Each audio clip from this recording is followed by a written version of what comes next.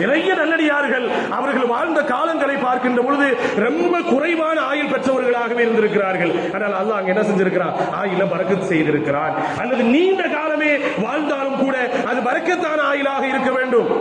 அந்த பரக்கத்தான ஆயுள் என்பது எப்பொழுது தெரியும் என்றால், மரண நேரத்தில் அது நம்முடைய ஆயுள் என்பது அது பரக்கத்தானதா என்ன என்பது தெரியும். ஹஸ்ரத் பிலால் ரலியல்லாஹு தஆலா அவர்கள் மரணப்படுக்கையிலே இருக்கிறார்கள். மரணப்படுக்கையில் இருந்து கொண்டு சுற்றிலும் ஆட்கள் இருக்கிறார்கள், சிரித்துக் கொண்டிருக்கிறார்கள். பிலால் ரலியல்லாஹு தஆலா, மரணப்படுக்கையில் இருக்கிறீர்கள், வேதனையில் இருக்கிறீர்கள், உறவுகள் எல்லாம் விட்டுவிட்டு இந்த உலகத்தை விட்டுவிட்டு மறைய போகிறீர்கள், சிரித்துக் கொண்டிருக்கிறீர்களே என்று பிலால் ரலியல்லாஹு தஆலா அவரிடம் கேட்கின்ற பொழுது ஹஸ்ரத் பிலால் ரலியல்லாஹு தஆலா அவர்கள் சொன்னார்கள், நான் என்னுடைய நேசத்திற்குரியவர்களை சந்திக்க போகிறேன்.